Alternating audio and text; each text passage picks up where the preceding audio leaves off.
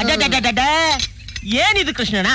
Fan ಕೆಳಗೆ ತಣ್ಣು ಕೂತ್ಕೊಂಡು ಹೆಣ್ಮಕ್ಳಿಗೆ ಟಿಕೆಟ್ ಹಾರ್ಕೊಳದ್ ಬಿಟ್ಟು ಇಲ್ಲಿ ಬಿಸಿಲಲ್ಲಿ ಕೂತ್ಕೊಂಡು ಏನು ಮಾಡ್ತಾ ಇದ್ದೀಯ? ಹೆಂಡತಿ ಬರ್ತೀನಿ ಎಂದು ಕಾಯ್ತಾ ಇದ್ದೆ. ನನ್ನ ಹೆಂಡ್ತಿನ? ಯಾಕೆ?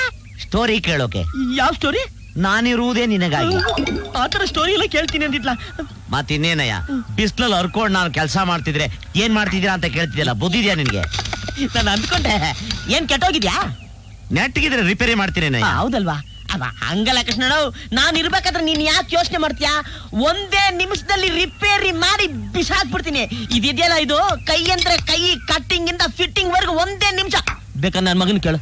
ಹೌದಣ್ಣ, ನಮ್ಮಪ್ಪ ಎಲ್ಲ ಮಾಡ್ತಾನೆ. ಹೌದಾ? ಹಂಗಾರೆ ನೀನ್ ಹಿಡ್ಕೊ. ಈ ರಿಪೇರಿ ಕೆಲಸ ನೀ ಮಾಡು.